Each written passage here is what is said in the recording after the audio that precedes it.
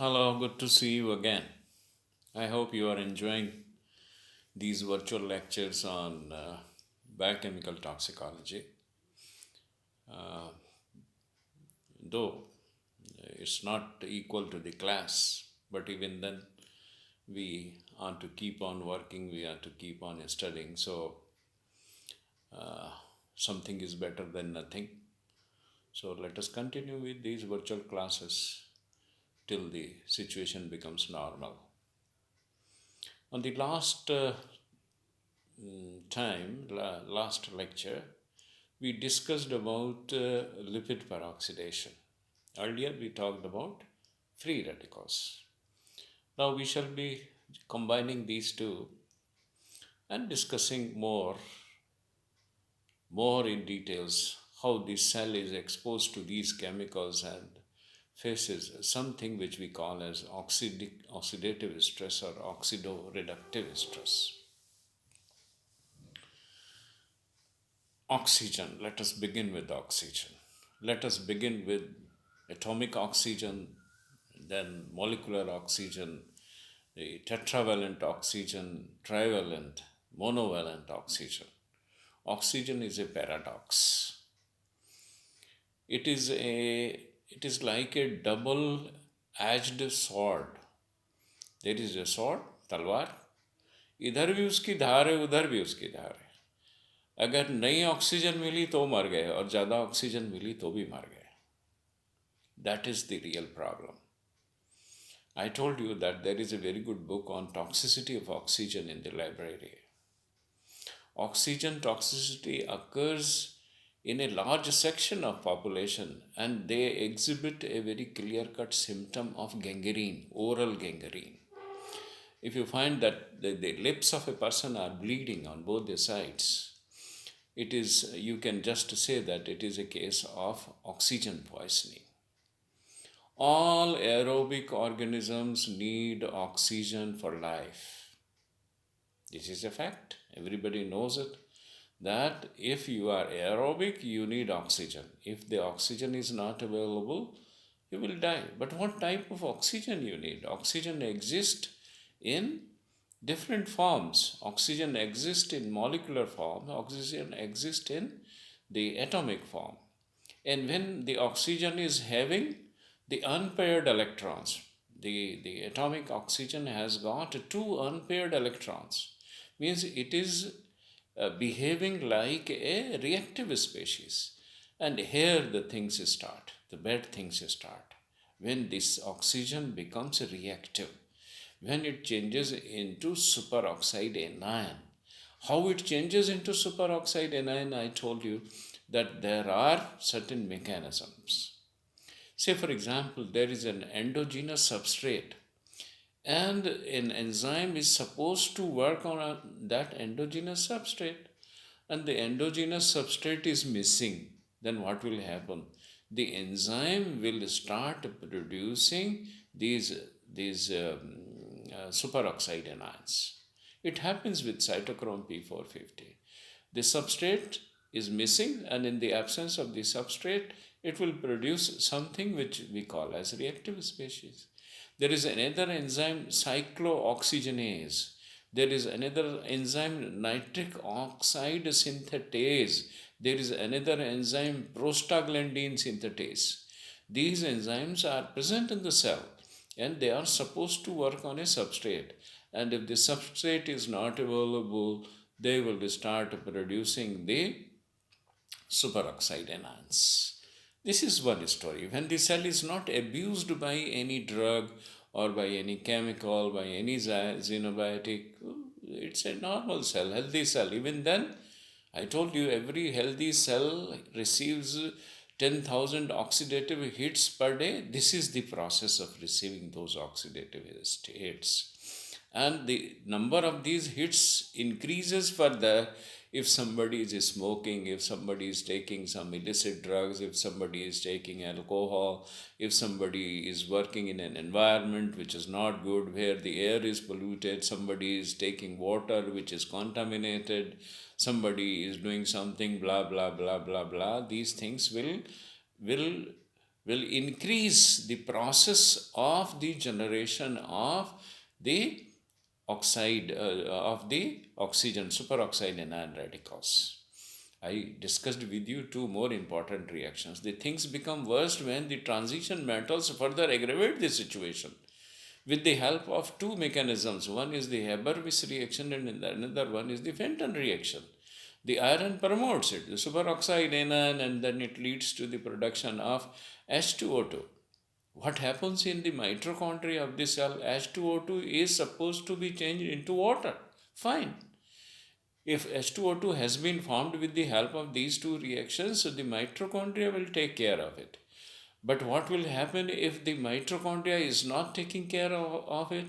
The water is not being produced. That will be changing into a more dangerous radical, which we call as hydroxyl radical or OH radical, or which we call as hypochlorous acid HOCl. They will be formed. The things keep on getting worst only because of the oxygen. The same oxygen which we said that this oxygen is necessary for the aerobic life, the same oxygen is creating problems. Same oxygen is creating problems, changing into different things like hydrogen peroxide, which is not a radical but reactive, changing into hydroxyl radical, which is a radical, and reactive as well as radical. So these things keep on working, and when these hydroxyl radicals, which are poisonous, they will conquer or they will try to conquer the cell, they will try to overwhelm the cell, the cell will enter into apoptosis or the cell will enter into necrosis. That is the cell death. This is very simple to understand. So we call these enzymes as leaky enzymes. We discussed the how the asbestos is producing free radicals, how benzene is producing free radicals, how carbon tetrachloride is producing free radicals, how this ethyl alcohol is producing free radicals, and these free radicals are leading to oxidative stress or oxidoreductive stress. And how we define oxidative stress? There are some very good schools they are working on oxidative stress, including our school also, including our lab also.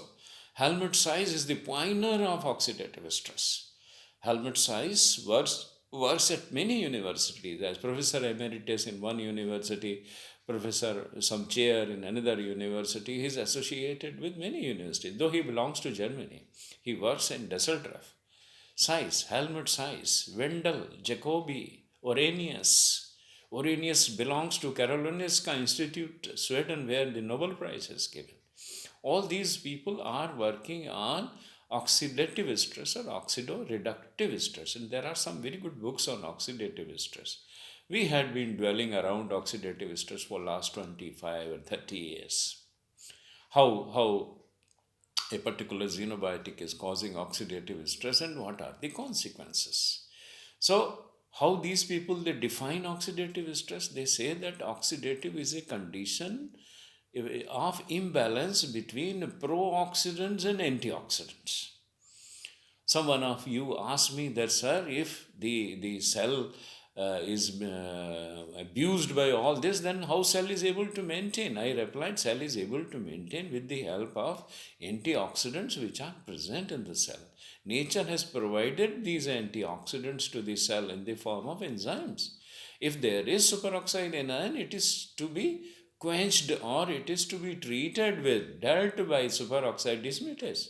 If it is H2O2, it is to be dealt by catalase.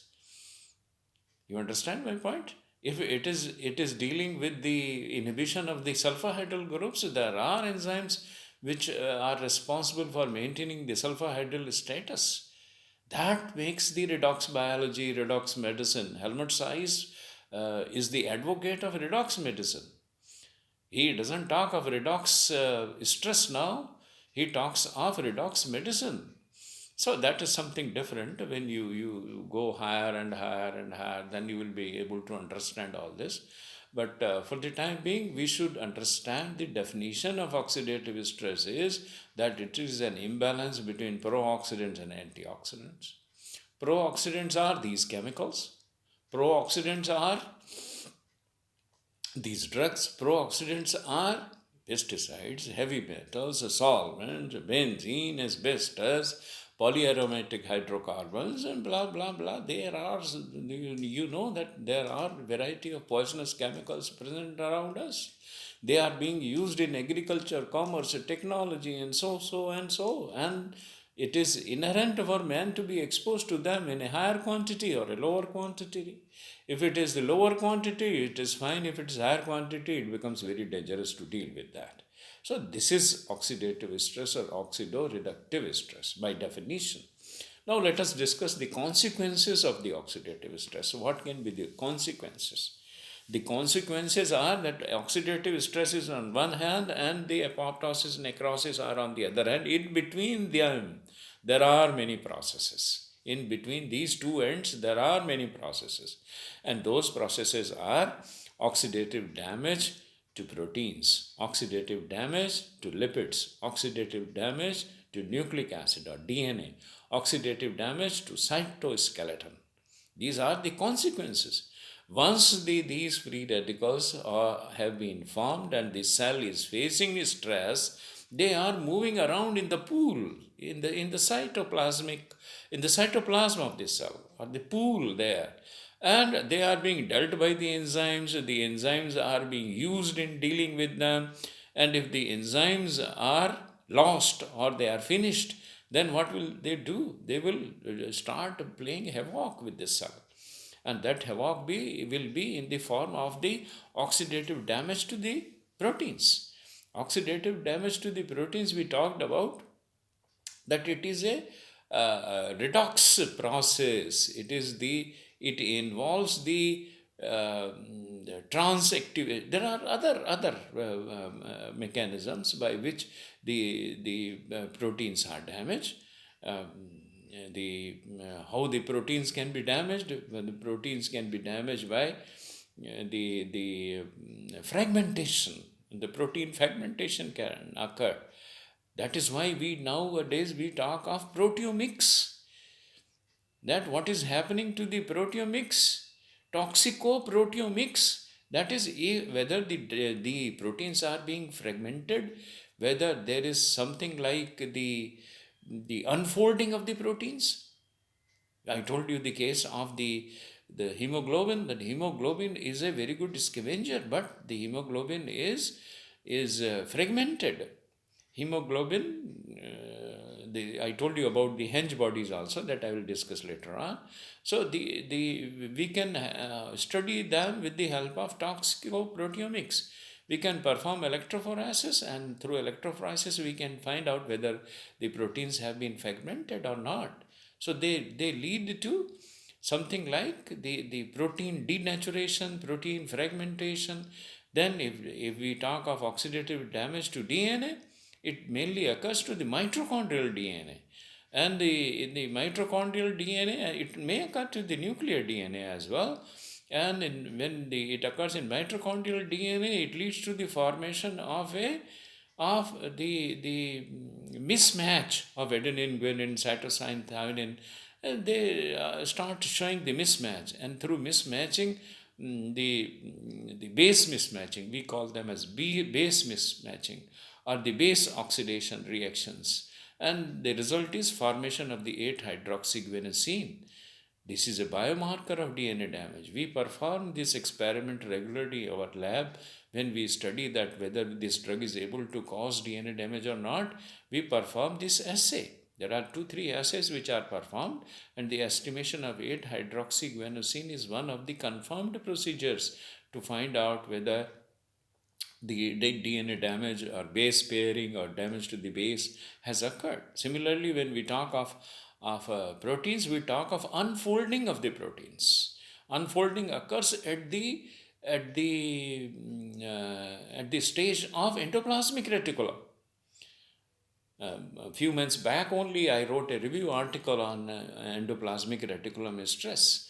I tell you something like that endoplasmic reticulum stress, it is not in your syllabus. Maybe in MPhil students, we are going to discuss about ER stress. But ER stress and oxidative stress both are interdependent, both are correlated. I have discussed this issue in my paper, that how the crosstalk between the unfolding folded proteins and the crosstalk between the oxidative reactions, it takes place. So this is another way. And the oxidative DNA leads to mutations. These mutations leads to the problems like cancer. So one of the reasons for cancer is oxidative stress, and it occurs through, how does it occur? It occurs through this mechanism, that these radicals, they are responsible for breaking the bases, and the mismatch of the bases occurs, the mutation occurs, the formation of the 8-hydroxyguanosine occur, and it results into something like that which we call as cancer. Similarly, the oxidative can have a consequence on cytoskeleton molecules. You must have not heard about it. Cytoskeleton molecules are like actin, um, like a spectrin, like a cadherin. These are the cytoskeleton molecules. Every cell is having a cytoskeleton, and these cytoskeleton molecules are proteins. And these cytoskeleton is responsible for maintaining cell-to-cell communication, for adhering one cell to the other cell, for facilitating the cellular communication, for giving a particular structure or morphology to a particular cell. So these free radicals or reactive species produced during oxidative stress, they cause problems with the cytoskeleton, and they are actually responsible for blabbing. That was I was talking to you in my previous lecture. Blabbing, membrane blabs. And these membrane blabs are occurring because of the disturbances in the microfilaments. These cytoskeleton is having microfilaments, actin, adherin, cadherin, the spectrin. These are the types of microfilaments. So they are responsible for blabbing, membrane blabbing. And when the membrane blabbing occurs, the cell enters into necrosis. Blabbing is a previous stage, an earlier stage of apoptosis. And after blabbing, there is necrosis. So if a cell is dying, either due to necrosis or due to apoptosis, it is dying due to oxidoreductive stress. And oxidoreductive stress is being caused by the reactive species, is being caused by the inhibition of the enzymes which are there to maintain a balance between antioxidant stress, antioxidants, and pro-oxidants, favoring the pro-oxidants. That the process favors the pro-oxidants, and that leads to the state of stress. We have correlated this oxidative stress with Alzheimer, Parkinsonian, cancer, and many other diseases. Today, every road goes to oxidative stress. If you are dealing with a disease, if you are dealing with carcinogenesis, you will have to discuss oxidative stress. And oxidative stress includes mitochondria, it includes DNA, it includes endoplasmic reticulum, it includes microsomes, it includes the sulfahydryl groups which are present, it includes amino acids, it includes the precursor molecules of the tripeptide like glutathione. So all these mechanisms, they are involved, and they lead to something, to a phenomenon which we call as oxidative stress, or more accurately we call it as oxidoreductive stress.